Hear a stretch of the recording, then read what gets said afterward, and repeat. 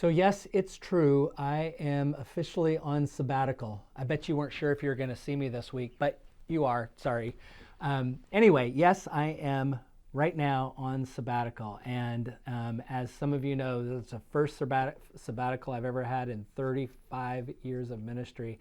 And I am so appreciative of the session and all of you for allowing me to have this time away.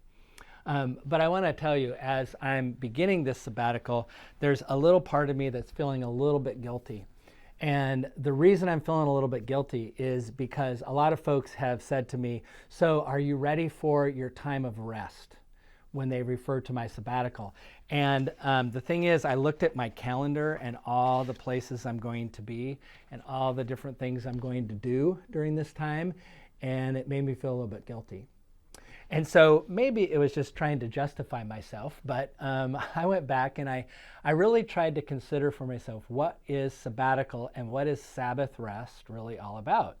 And so I went back to the very beginning, not of the place where God tells the Israelites to take a day off when they're in the wilderness, but all the way back to the creation story when God took a day off after creation.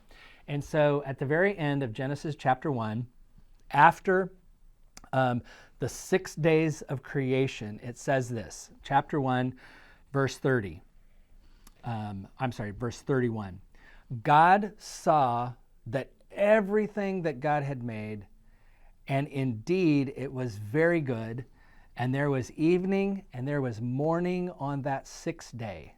And then it goes on to say, thus the heavens and the earth were finished in all their multitude. And on the 7th day, God finished the work that he had done and rested on the 7th day from all the work that God had done. So God blessed the 7th day and hallowed it, because on it God rested from all the work he had done in all of creation. So yes, Sabbath, and for God, it was clearly about rest. But here's the other thing I think, and I've read this in other commentaries before.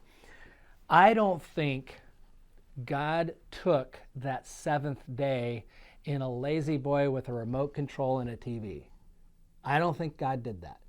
I think when God rested from the 7th day, it meant that God wasn't going to be doing the work of creation anymore, that the work of creation that God was doing in those 7 days had been completed.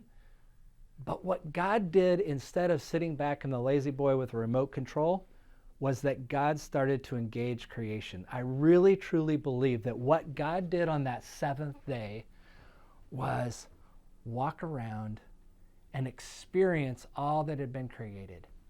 I think God really took time to look at the animals that he had created and the mountains and the oceans and all the many intricate works of God's hand during creation. I think God engaged creation as never before. Because during that time before that, God was busy doing all the work of creation, and now God was enjoying all that had been created. And you know what? When I look at my schedule for what I'm going to do during Sabbath, I am going to go and experience places of joy and creation. I'm going to experience new peoples. I'm going to experience new languages. I'm going to see things that have been built for the glory of God, as well as things that we as human beings have tried to do throughout our lives. I think that this Sabbath, this sabbatical, is going to be a time for me to truly enjoy the many aspects of God's creation. So again, I want to thank you all for giving me the opportunity to have a sabbatical and to explore all the many things that there are for me to explore in this time while I'm away.